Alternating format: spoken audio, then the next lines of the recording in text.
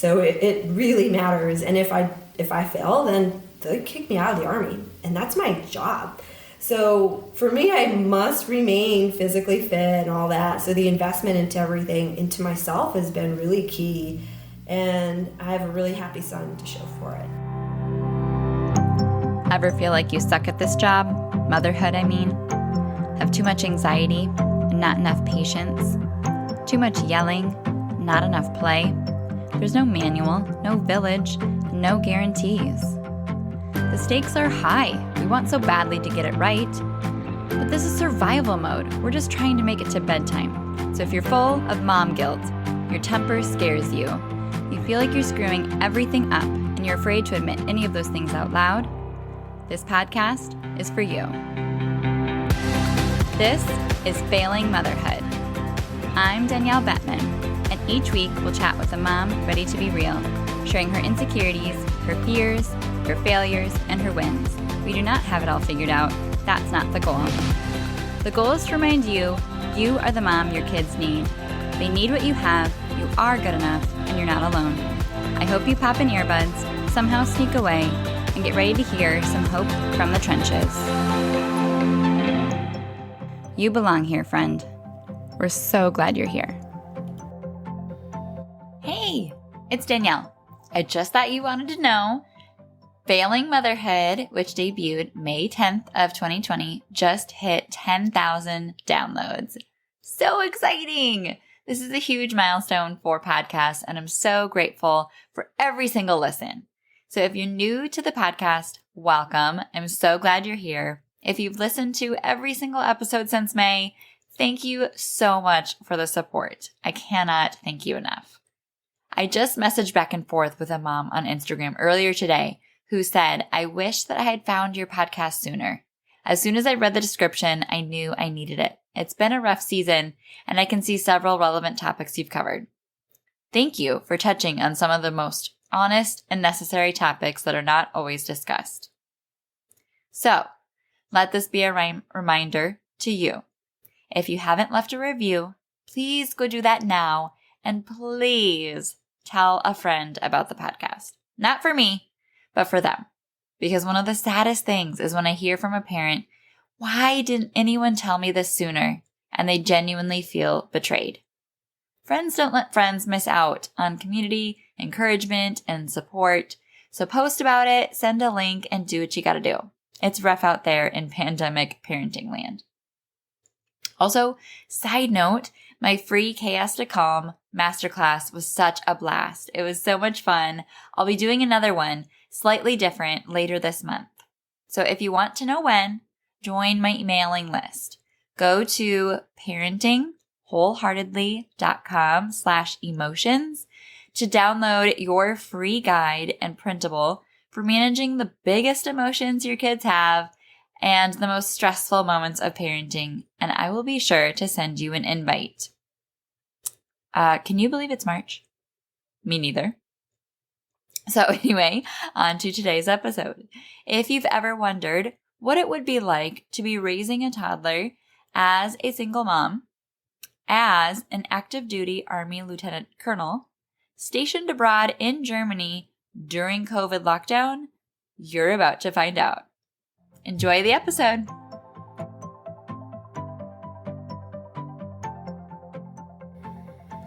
Welcome to Failing Motherhood. My name is Danielle Bettman, and on today's episode, I'm joined by Claudia, an active duty Army lieutenant colonel with more than 17 years of military service, including 4 combat deployments and 10 years on jump status as a paratrooper.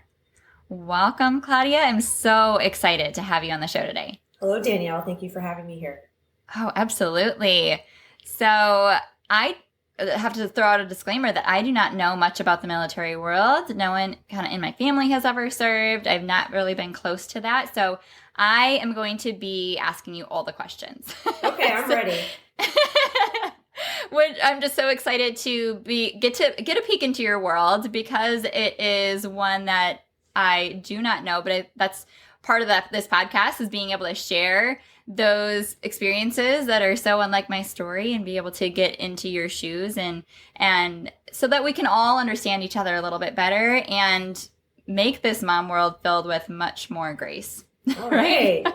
Excellent. And I do not come from a military family either. So okay. Good to know. Okay. So you are a mom, obviously. You have a son. He's how old right now? He just turned a year and a half. Year and a half. Oh, that's so fun.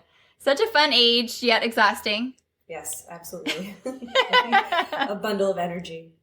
Bundle of energy. Oh my goodness. And where, what is your current living situation? Because you're still serving, right? I am. I'm active duty. I'm actually also located in Germany. So I arrived here in Germany 28 weeks pregnant with a brand new job, with all of my, we call it household goods, all of our stuff, still on a boat somewhere in the Atlantic. No car. That was also on a boat somewhere in the Atlantic. And no place to live. I was still in a hotel. You know, and I really just wanted to also get a doctor. I didn't have a doctor yet. So I still had to get that initial verification that, in fact, I was pregnant. They wanted to do a pregnancy test. I was in maternity uniforms at that point because I was very much showing. And saying, no, I'm clearly pregnant. Here's my medical record that proves it. And just give me an OB and let's get started. Settling in. Right. So that was a lot. Also, I'm a single mom, but at the time, my husband was deployed in Afghanistan. And so, I came here knowing I was doing it on my own, and I very much wanted to. Like you had mentioned, I was a paratrooper on jump status, which meant I had jobs that required me to be able to jump out of an airplane at least once every 3 months. And I was really doing it every 2 months or so. And I decided, I've had my fill. What's called a master rated jump master, which is the highest level paratrooper you can get in the Army. And I felt like I achieved my goals. And it's a lot of wear and tear on the body. And I really wanted to take an opportunity to relocate somewhere where I didn't have to worry about that and could enjoy the perks of being in the military. And one of those is living abroad. And so an assignment opened up in Germany, and that's how I ended up here. And it's been fantastic. Even in this COVID environment, I feel really safe that's here. Like a whole other thing. Yeah. Absolutely.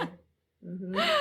No, I know you had briefly mentioned, so I wanted to circle back. You said that among many struggles that are unique to being a military mom, one of them is timing your pregnancy. So What did that look like for you?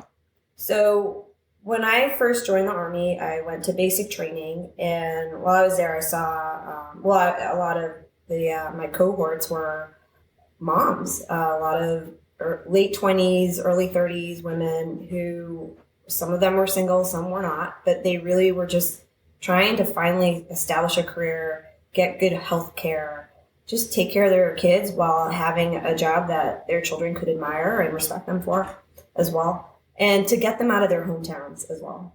And but I saw how painful it was for them, and to be apart from their children. And I just thought, I never want to do that. But as an officer, there's different milestones we must meet. One of the first ones I needed to do would be a platoon leader. And so I did my platoon leader time in Afghanistan for a year. And that was really challenging. That was a good 18-hour-a-day job. Most of the time. And plus we were so isolated that we really only had satellite telephone, and this was 2005, 2006. So before Skype even was a thing. So it was difficult to see how the soldiers had to handle that in maintaining contact with just girlfriends or loved ones at home. And most of them did have children as well. And then the next big milestone is a school that we all have to go to. Cabin's career course, and then can't be pregnant there because you need to pass your PT test, the physical fitness things that are mandatory, and then company commander. So as a commander for over 130 soldiers, again another really just time demanding position, and also so after that there's kind of a lull. That's a good opportunity, but I was single then, and I hadn't met anybody who I would want to have children with. And ironically, I had met, I was dating somebody who, he was interested in getting married. I was like, no, I'm not interested in that with him. I had been married once before as well. And so I kind of knew, what I was looking for and what was important to me.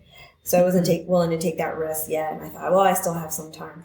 And then I became a major, and now you have this whole new series of milestones as well. And in that time, I also had 3 more deployments, and it's bad to kind of pull out of a deployment, and they're good for your career generally. The money's really good.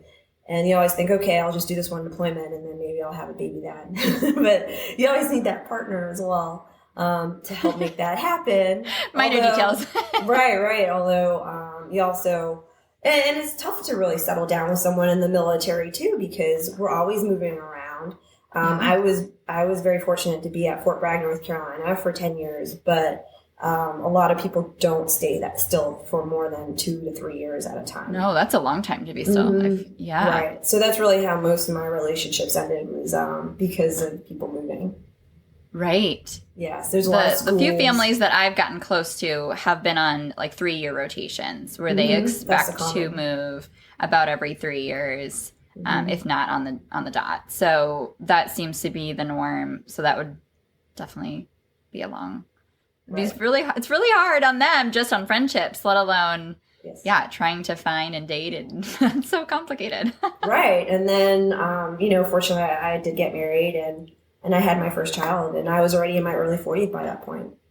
Wow. So I don't recommend waiting that long. But all was healthy? Yes, absolutely. And, I really wanted to be the best mom I could be, and that included I actually saw a naturopath before becoming pregnant. I was very deliberate in everything, in all of it, the timing piece of it, and my health as well. I had we had been exposed as when I was a platoon leader in Afghanistan to the burn pits. That's a big problem right now. With we just lived in really small, maybe a quarter-mile square perimeter area or little bases, and we burned everything. And so from where you're sleeping, you're breathing a lot of that in, and we burned literally everything that we had. So you shouldn't be breathing any of that. And it's been a link to a lot of lung issues and things. And I had a soldier who died of lung cancer. So that became a concern for me. So I went through the full detox, what I could do with the assistance of a naturopath as well, trying to make sure that I was as healthy as I could be beforehand. And then, and I was able to have a natural birth here in Germany. And in Germany, in Europe in general, they tend to do things a lot more naturally as well. So a lot of acupuncture with that. And it was a great experience. I really enjoyed it. So good. And they tend to have more like postpartum support as well, don't they? They do, except that in the military, for me, it goes away. So my OB was only my OB up until the moment that I was discharged from the hospital after giving birth. And then I went back to the U.S. military healthcare. And, at that point, it's what you make it. You need to be vocal. You need to know what it is that you need. You need to ask for it. And it's absolutely there. It's available. But you don't know what you don't know unless you're looking for it or somebody tells you. And that's definitely a complaint I would have, is nobody really gave me what resources would be available to me after. But I was fortunate that my mom was able to come just before I went back to work. I got 12 weeks of maternity leave, but I spent most of that time by myself, actually. But I knew it was coming. Yeah. It was lonely because I didn't have very many friends here. I worked for about 3 months before I had my baby. And that's not a long time to really establish friendships and bonds or people that you're going to trust in that sort of situation. There were a few programs I would participate in, like a new parent network, had a newborn baby play group. So I would go to that, but the moms were really young. And I'm also very senior ranking, and they were very much like lower ranking. So it was sort of awkward because I was probably their husband's boss's boss kind of thing. Oh, yeah. That sort of awkward dynamic. You want your peers, and And that's what was lacking for me.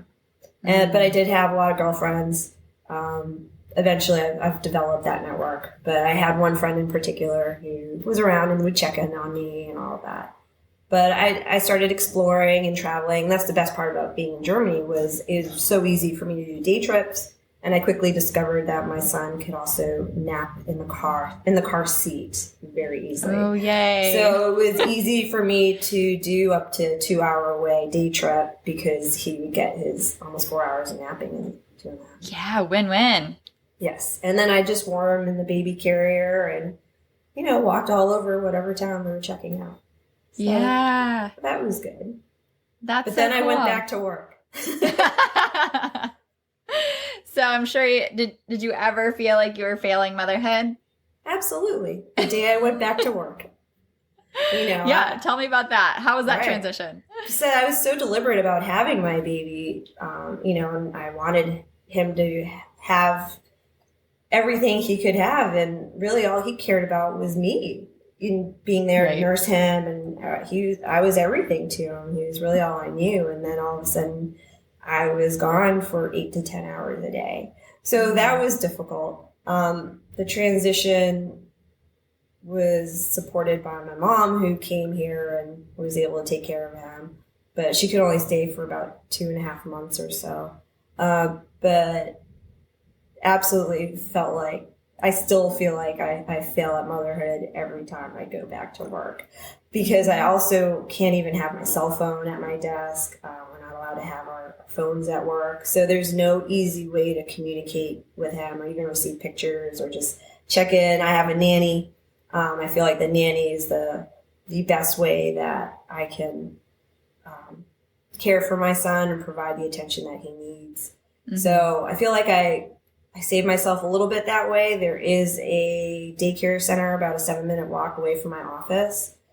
But I felt like if I was too close, I would want to go there all the time and, and check in on him and see what sort of chaos was taking place. But I felt like I'd be really judgmental. So the nanny is what ultimately has worked out for me to provide that substitute while I'm away. How did you come across that solution? Was it hard to find a good fit?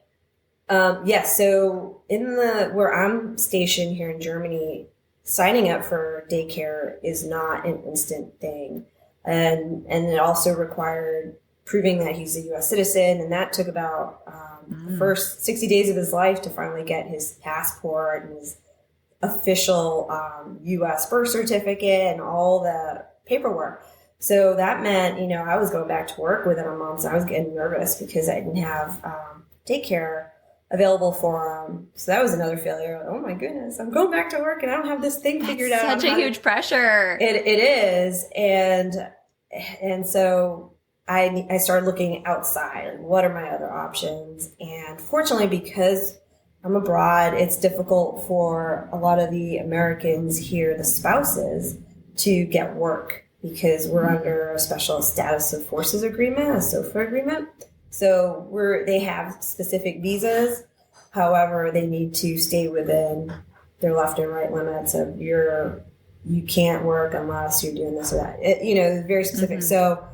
So fortunately, I'm able to kind of pay more under the table. And so I found an American spouse who has also a military ID, which is fantastic because sometimes we have situations where I meet up at the health clinic if my son has, just a well baby visit, for instance, or just drops him off with me and things like that. And so it works out great. And she has access to the PX, which is kind of like our Walmart, and the commissary, which is our shopping, our supermarket.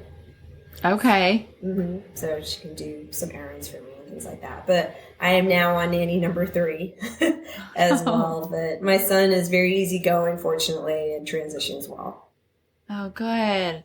I know that's especially if you can't have your phone all day and you're super focused. The one thing you want to know is that he's being well taken care of and that you have that kind of handled so that you know that you have really good care. And that's such a huge stressor for all of us because we all have to find some sort of unique situation that works with our budget and our work schedule and all of that. And it's constantly changing and it's so stressful. You just want to know that it's handled and that they're in good hands. Mm-hmm. So that's just like a whole nother element of making sure that you can focus on work when you need to be, when he's so little. Right. And the first 2 nannies were also pregnant, so I knew they were not a long-term solution. Okay. Mm-hmm. And so actually today's the 2nd day for my 3rd nanny. She's doing fantastic. Hey, good. And she's not pregnant, so I should hopefully have her for a little extra long than the others. That's good news. Mm-hmm. So what else then is a unique struggle of kind of your story then of the last year? So in the military, we travel a lot. And we do a lot of training. So I've been fortunate that my training that I've had to do away from home, I've been able to take my son with me, which is really unusual. I'm able to stay in a hotel.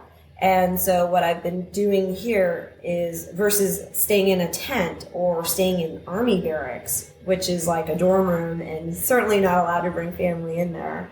And so I've been able to, usually what I do is get an Airbnb or, an apartment, short-term apartment rental. And I can find a place that's, 2 bedrooms, maybe even 2 bathrooms, a kitchen. So I can bring my nanny and my son along with me. And it was just the last 2 weeks was the very first time that I was away from my son. I had to go back to the United States for, it's a battalion commander assessment. It's a new thing the Army is doing. And because of COVID, they had us in a very secluded, very tight, protective COVID bubble. We, upon arriving, we had to drive up to COVID testing. So in my car, I got the swab, felt like I was poking my brain. And then I had to just recover a moment before I could even drive away. But I had to leave my son, and that was difficult. And I didn't have very much notice. I knew it was coming. I didn't know the dates that it was going to happen. And I was notified, pretty much got about less than 3 weeks of notice of the exact dates. And we had COVID. We have also the election coming up. I was getting nervous. So now I'm seeing things from the perspective of Europeans sometimes as well. And, it was a time Germany was going red and back into lockdown status too. So I didn't want to leave him. I have what's called a family care plan. So in the military, if you're dual military, which means both the mother and the father are in the military, or if you're single, you must have designated 2 different people to be your family care plan. So if you have to go to training or you deploy or you have to go on any sort of work trip, you're supposed to be able to leave your child with this family care plan. And my family care plan, they also have children and doing homeschooling and all this other stuff. And I just did not want to have to leave my son with them. And also, what if I test positive when I go and get to the U.S.? Then, who knows how long I'm going to be there? Because, of course, I have to fly there commercial, so who knows what's going to happen. So there are too many uncertainties. So fortunately, in the end, my sister, who's not part of my family care plan, came through. And the Army actually approved for me to fly. I had to ultimately do my training in Fort Knox, Kentucky, but they allowed me to fly into North Carolina. I had to pay for my son's ticket, drop him off in North Carolina, and then fly on to Fort Knox. But then go back to North Carolina, pick him up and all that. And I was able to find tickets where it wasn't going to cost the Army any more money. And they also didn't give me what's called per diem, which is kind of my allowance each day to cover my lodging and food expenses. So they just didn't give me that for those extra days that I had to go to North Carolina to help him transition. So it was tough because I also co-sleep. And, that was the first time that he didn't have me, and he likes to nurse to sleep. So it was a big shock. So my sister thought she could get him to sleep in her crib. She did. She failed at that. And she has three girls, ages 2 to 6. which is great for my 1.5-year-old. So he had great company. So and I think he really fell asleep out of just sheer exhaustion every night. Oh. But the first night was tough, and he was asking for mama a lot. Yeah. So I'm glad she didn't tell me that until the next day. Right? Oh, gosh. That just breaks your heart. It does. Absolutely. But, it worked out. He was okay. He was in loving hands. And it included Halloween as well. And fortunately, they went to a farm that had a good socially distant kind of event going on with animals to pet. And, he had a great time. Oh, so it was sweet. okay. Yes. But it was really hard for me, too. And even just things like, okay, now I'm being assessed at this event that I was at Fort Knox on whether or not I can become a battalion commander, which is pretty much me commanding, around 1,000 soldiers, which will be my next assignment. So that's a huge deal. That's like CEO of a pretty well-sized, company. And that's a huge deal. So we did psych evaluations, a lot of cognitive testing. We had 2 interviews with a psychologist and, had to write an essay assignment where it was limited or just I had a computer terminal and they give you the topic, which you have to do, go, and then and then timed out, it just kind of disappeared on you and hopefully it got sent to where it needed to go. And then a big panel interview as well, a PT test, which is a physical fitness test. So a lot of, mental challenges and physical challenges to me while being apart from my son. And having to pump, so I realized exactly just how, this kid really does drink a lot more milk than I thought he did at this point. And fortunately I had a refrigerator in my room and was able to freeze the milk. So I thought that was a success story as I came home with lots of milk for him and hopefully I never have to pump again. Yeah. Oh, that's a whole nother thing to juggle. Mm-hmm. That's a huge travel problem. With. And, Yeah. So I have a lot of benefits because I am a senior ranking officer. I'm more mature. I make more money than the really junior guys. And, because of this, I started a podcast called Parenting in Uniform to kind of address a lot of these issues. And that's how we got in touch. But, so the whole point of it, though, is to really educate these younger troops on what their rights are and how the Army can accommodate for them. And in fact, how federal law requires them to be allowed to pump, in every federal facility, which includes every Army building, needs to have a nursing room now. That includes a refrigerator and a sink and a locking door, because a bathroom's inappropriate. The back of a Humvee is not appropriate. And if you go to the field, okay, maybe the back of a Humvee is the only location that you can pump, but you need your privacy and you need a place to store that milk. Yeah. Yep. And hopefully be able to ship it back to your child because sometimes rotations, and the Air Force is really good at this. They have the planes and everything, but even for a lot of their nursing moms who are deployed in a combat zone, they will ship the milk back for them. Oh, good. Mm-hmm. But sometimes it is at the mom's expense as well. But it's really just working with your chain of command and figuring out what the options are.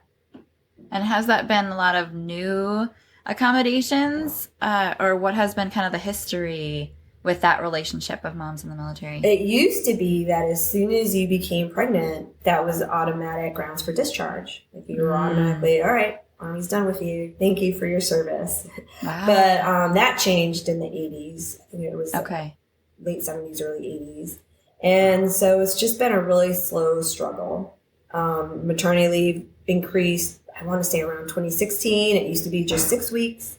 And then the non-deployable time, it used to be you had 3 months, which is really what should be maternity leave. But it used to be as of 3 months from giving birth that you were eligible to deploy yet again. Wow. We're not recovered. Let alone put on all your body armor, carry that heavy rucksack or duffel bag, carry your weapon with you, and live in really austere environments. And that was the norm, during the height of the Gulf War. And let alone emotionally and mentally. Just the mental piece alone. You're not taking care of soldiers doing that. And so fortunately, a lot of that has changed. It got shifted to 6 months, which is okay, a little bit more time. But now, very recently, it's getting pushed to 1 year. And I'm speaking specific to the Army. All of the services are a little bit different. The Marine Corps, believe it or not, they are the most lenient now. But they also have the fewest number of women proportionally to the Navy, Air Force, and Army. Oh, okay. So they kind of have less pregnant women that they need to worry about in a way. The Army, I think, has the most. Okay. Mm-hmm. That's interesting. 'Cause I know our country in general has a ways to go when it comes to supporting young families and providing parents the help they need of just that non-existent village anymore, and being able to address problems when they come up postpartum and understand the importance of the parent-child relationship and nurturing that and providing ways for families to just get by in those first few years. And I wonder, do you see, because for me personally, I love reading books that are like an American mom who's raising her kids in Germany or raising her kids in France, and then writing about the differences that she notices culturally, and then how she kind of adjusts her parenting because of that difference in influence.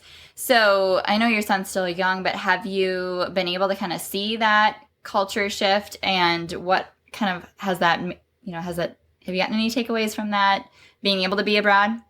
Not too much, because I really do interact more with the American community. I'm here every day working with Americans, and I work on an American base. So that is my community, but I do live, amongst the Germans. I don't live on an Army base.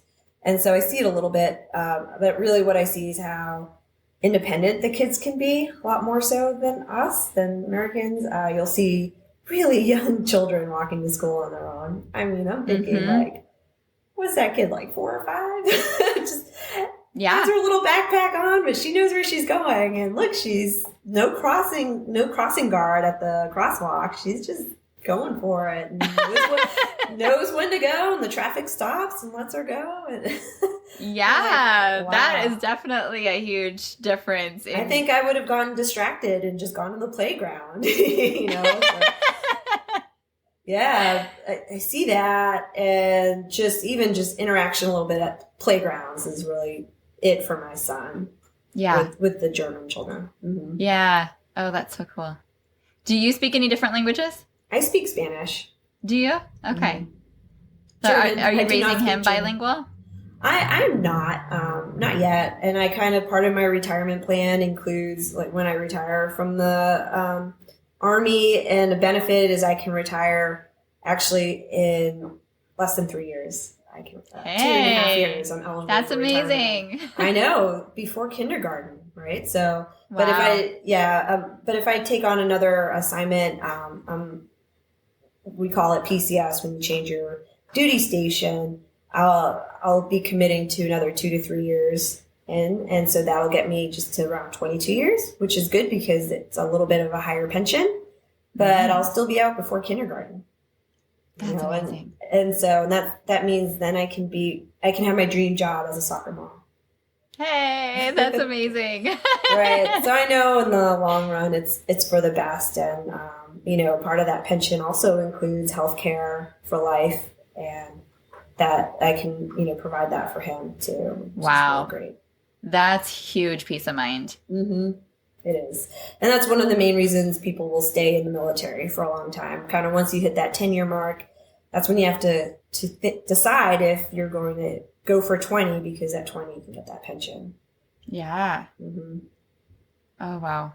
That definitely probably helps you, like, when you have to self-talk yourself or like, give yourself a pep talk of those like hard nights away or the really long days, to say like, okay, I can see the light at the end of the tunnel. This is going to be worth it. And I bet that there's a big part of your identity that's linked to your position and your success. Has motherhood like shifted that for you, It or sure has. solidified it? It absolutely has. In fact, I just told you I had to do these psychology testing and interviews, and one of the pieces of feedback I got back was that I'm considered very tenderhearted. I'm on the high scale of being tenderhearted. And I just thought, that's because that's the hormone still, and I'm a new mom. Yeah. Because I don't think I would have gotten that, 3 years ago. Not at all. Yeah. Yeah. That's really interesting because like psychologically and hormonally, your body physically changes to meet the demands of this new relationship, and to see that on paper has to be strange. Right, absolutely. And it was funny because the feedback I got back from the psych on how to kind of handle that, I just thought, but I already do that. I think, and then it occurred to me, I think it's because I'm a mom now. Yeah. I'm more sensitive, and that's a fantastic thing. I'm okay with that. Yeah. Were they saying that like you have to correct that? Nope, they were saying, to protect myself and not to take things too harshly, or, not to beat myself down, and kind of trying to tell me you need to have tougher skin. I've gone through all the tough stuff just fine. Yeah. Like, I have the track record to prove it. I'm going to be okay. But it also means now I know how to take care of soldiers better, I think, because I'll be more empathetic to their needs. Yeah. Especially when it comes to family. And the Army, they always like to say we need to put people first, or we're people-centric. So, for instance, the Navy is all about their ships. The Air Force is all about their planes. The Army, it's all about the soldiers, right? We're the guys on the ground that gets the work done. And but we don't necessarily put the soldiers first. We put the mission first. So our ultimate goal, which is to win the battle, win the war. And but you can't do that without people. So now the Army just put out, really just within the last month, or I want to say it was like October, that their new priority is people and families. And the COVID environment really highlighted that the Army was not doing that, because all of a sudden we had to telework, childcare resources just went away, so people are trying to work from home while taking care of their families, and it was just complete chaos. Yeah. But especially because you still had to carry through with that mission. And we're not about profit. We're not a business, even though we have the biggest budget, probably in the world, in the billions of dollars. But yeah, we're about the soldiers being able to get the job done. And so we'll see what happens now with this new people first policy. Yeah. Well, it has to be something good to come out of the pandemic then. Yes.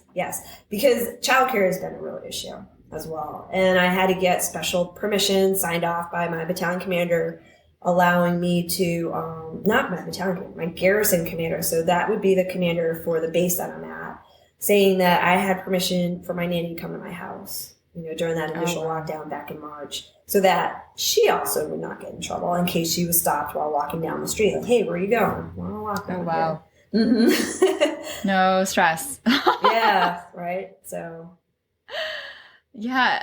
What else has the pandemic done for you then? Like, because I know you're concerned about, like, your son getting to socialize and... Oh, that's a huge one. Yeah. Right. So before my nanny was able to take him to all of the different community events, the newborn network, which is really just the baby playtime that was taking place. There was also a lot of, the military has great events that happen for the community and things, resources, playground, meetups that they would coordinate. And it's through Army Community Services, ACS, which they have coordinators, social workers, and volunteers, and everyone who kind of puts these events together. And then when you're there, say it is a social worker that's kind of running it, or a nurse, you have an opportunity to talk direct with them, and they can provide even more assistance, more resources that you can turn to. So I think it's fantastic. A lot of people don't know about it or necessarily use a lot of the resources, but I was, and having my nanny use them, because being in Germany, I can't read German without using Google Translate, which is super inconvenient. And I didn't expect her to be able to either. She's American. And so, I really wasn't using the German resources available, just it's very specific to the Army community. But all of that went away. They also had story time at the library a couple times a week, one just for babies and then one for toddlers, which was great. Yeah. And my son really just, before he could move around, he really enjoyed just watching kids.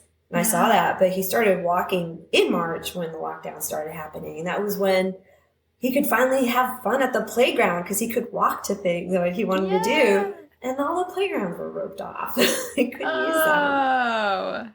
So he's gradually getting there, but a lot of the events have remained canceled all through the summer. And now we're on lockdown again. And so they're still non-existent. So that's been the biggest challenge. And my friends, my peers, have kids that are older because I am in my 40s. Very few have younger children. So that's been a challenge for sure. And I'm not really meeting German women because that's not my circle. Right. Mm-hmm. And if anything, I'm meeting more German men because they're in the Army. There's more men in the Army. Right. Mm-hmm. So, and I don't ask if they have kids and if they want to be play dates. No. That doesn't come up over lunch, I'm sure. It does not. So what do you feel like you've been able to learn then? What have been like your biggest lessons or realizations through this process that have really given you kind of that growth? Oh, man. So I would say really making sure that I'm present for my son. So because he is with a nanny or babysitter for a solid 55 hours a week minimum. So when I'm home, I want to be completely there for him. So I'll have my nanny come over about 20 minutes before I leave. So that way I can do all my frazzled frenzy trying to get everything together while he's still getting attention. He doesn't see me kind of in a panic state of I need to get out the door. Mm-hmm. It doesn't really affect him. I don't want him to see that. And then I don't want him to feel it either where I'm ignoring him.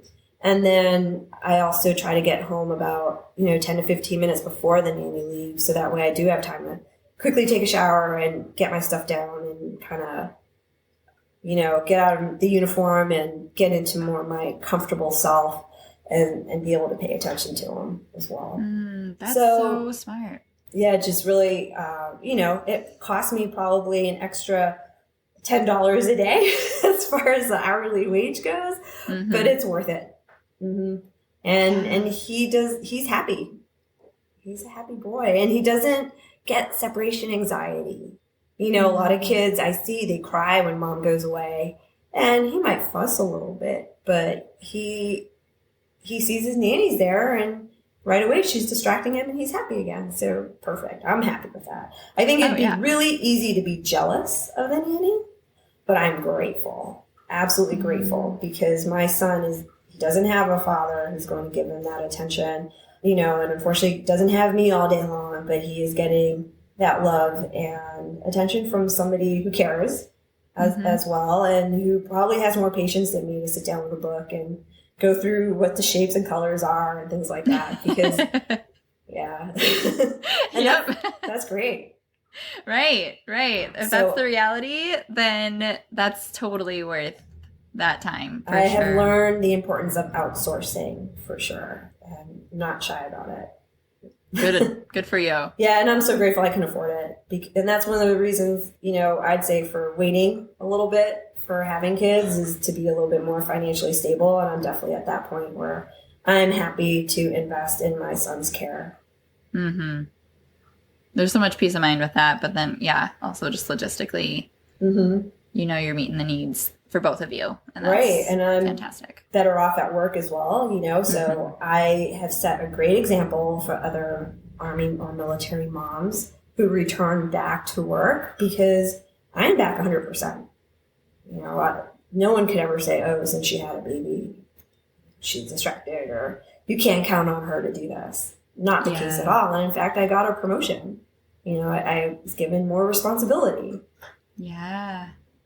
I didn't necessarily want that. I was nervous about that. And I thought, oh no, this is going to affect, my presence with my son, but it didn't. Yeah. I was ready for that responsibility. So it was good. You are on fire. That's amazing. Well, thank you. But I think really, I mean, it's just, for me, my job title is literally planner. I am a planner. I'm specifically a war planner at work, but, we plan for contingencies, the just in case, hopefully we never have to put into reality any of these plans. We'll rely on the State Department to keep the peace, but if needed, and if there's ever that, crisis, then, rest assured I help contribute towards a pretty solid plan. I love that. However, I've been like, I knew her when.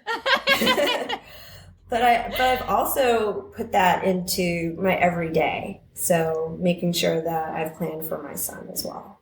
Yeah, clearly that is your strength suit for sure. Mm-hmm. So what do you feel like moms need to hear? Like, what do you feel like you needed to hear earlier than you did? And like, what's kind of like your platform now? Oh, I would say, in the military, we don't really have that village that you might have with family. We usually move to places where we don't have friends, we don't have family. And so very early on, you're forced to make friends quickly. You really have to ask the questions and look into resources within the community that maybe you would never have done before. So you must look into it because it's for your own mental health and ultimately for the sanity of your child. And that goes, even if you do still live in the same small town, maybe you never checked out, I'm just going to say like the YMCA and what they have going on, because so many communities have that resource. And it just, for the sake of your child, look into what's there, community centers and things like that. Because that's something I've really relied on. I miss now in the COVID environment. They do a lot of things online as well. And unfortunately, my son's still too young for that. So he'll watch, for about 2 minutes, but I really don't want him to have all that screen time either. But I'd say also put yourself first, and that's kind of what I've done by outsourcing with the nanny and babysitters is and paying a little bit more for some services here and there. And ultimately, like, I'm healthy, I'm well, I'm in decent shape because I still put fitness. I have to stay in shape above the average, person because I am literally tested twice a year on my physical fitness and it matters. And it's on my annual evaluation report, like my score. So it really matters. And if I fail, then they kick me out of the Army. And that's my job.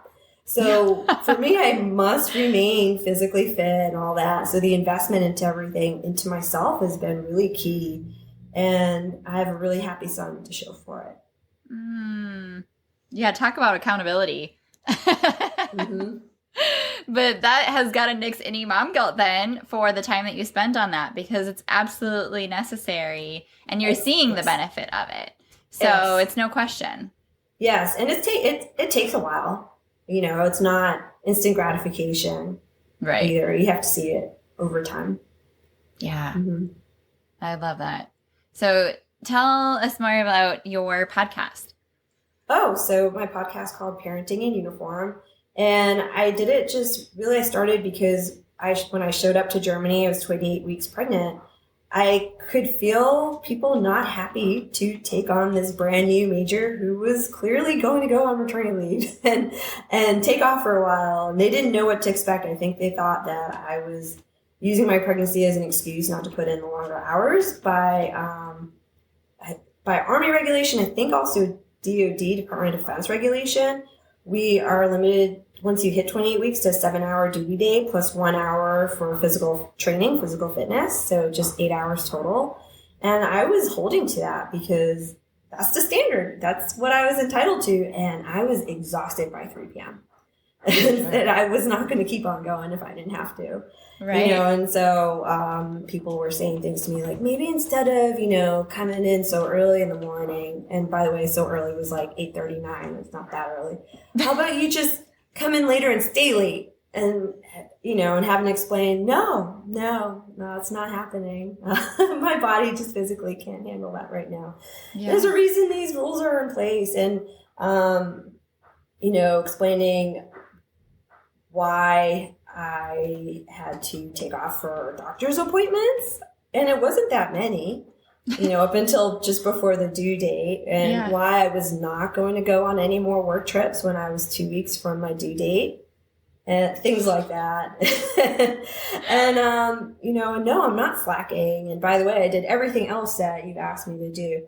So what happened is, I was senior enough to be able to stand up for myself. So being able to now educate those younger soldiers who are between 18 to 25, very low ranking, they've got these guys that are overseeing them who are super ignorant on what the regulations are and what the rights of a pregnant and postpartum soldier are. And so I just wanted to make sure to put out that, that guidance and empower these younger soldiers, but also educate those senior leaders, So it's kind of a podcast for any parent who serves in the military, but also for leaders who may have a pregnant soldier and don't know what to do with that soldier, because a lot of them don't know what to do. And now in the COVID environment, say they work in a motor pool. So a motor pool would be where all the vehicles are stored, things like that. So as it is, they're not supposed to be in that motor pool if they're exposed to a lot of fumes and exhaust and chemicals and petroleum substances, all that stuff. And so where do you put them? And now you're in a COVID environment, they're supposed to be teleworking. So how do you even evaluate them? So you have these soldiers now that are receiving these terrible evaluations simply because they're pregnant. And that's not on the soldier. That's up to the leader to figure out a new job for them. There's plenty to be done, So, I want to still work. If I was still just 5 months pregnant, for instance, I wouldn't want to just be home all day bored. I want to, we serve in the military because it's a duty that we want to serve in. And yeah.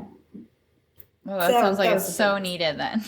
There's so many other areas too. There's a recent one where, maternity uniforms, for instance, and making sure you don't have to buy your maternity uniform that's issued to you. And then when you're done with it, you return it and all that. Wow. Yeah. It's just a whole world. But some places will say, no, we're not allowed to. You have to buy it. Nope, you don't buy maternity uniforms. And it's just really educating, again, the people who just don't know. Because a pregnant service member is not a common sight. You don't see that very often. And then say, for a lot of the younger women, sometimes you might have 3 kids in a row. And that can jeopardize their opportunities to go to different schools that are required. Education is a huge deal in the military. In order to get promoted to the next rank, you have to go to these different schools. And a lot of the schools were preventing pregnant soldiers from attending. And yet now they're doing them all virtually. So you can do it from the comfort of your bed. But if you're pregnant, you can't. And so it was a matter of lifting these ridiculous restrictions and saying, no, this pregnant soldier can also attend while in the comfort of her bed. Yeah. As everybody else, it's just silly. And just trying to make things logical. Yeah. Big piece of it. Mm-hmm. So bringing it to light. That's so cool that you are passionate about educating on those issues, because it's clearly a huge need and it matters. It matters a lot to those soldiers to be able to figure that out with some sort of mentorship involved of helping empower them. So I will link that in the show notes. I hope that we spread the word about that, because it just needs to reach the right people and be a really good resource for them. So thank you for all of the work you put into that. I'm sure you don't have a lot of free time. No, but the thing with doing that podcast is it's something that really bothered me, and I love podcasts in general. It's I listen to them in the car or my commute. And having my son, I can't read books. I love to read books, but I have not been able to read books. And I found that podcasts are great because they're short, and I learned so much from them. And so that's kind of one of my hacks on how to stay kind of educated and up to date on things is podcasts in general. Yeah. Agreed. Mm-hmm. They're a mom salvation for these busy years, for sure. I love it. Okay, so the last question that I love to ask every guest that I have on is, how are you the mom that your son needs? By making sure that I can be present for him and just give him the attention he needs when it's just the two of us. That's really it. Looking into his eyes and letting him know that I'm listening and I care. Oh, that's exactly what he needs. Yeah. Yes. That's all he cares about. I love it. He's so lucky to have you. Thank you. And it sounds like you guys are two peas in a pod. Mm-hmm. It was great. That's so sweet. So I hope that you're able to survive the second lockdown and find things for both of you to do and just get through it and survive, because this is extraordinary circumstances, but you are built to handle it. So thank you so much for taking the time out to talk to me today and share your story. It's really an honor. I appreciate it. Thank you very much. Thank you so much for your service. Thank you. I appreciate how open and honest Claudia was in sharing the good with the bad in her own experience of serving. And I'll be honest, I'm sure if I didn't get to meet her, I would be quick to make a judgment or be intimidated by her as a mom who has it all together.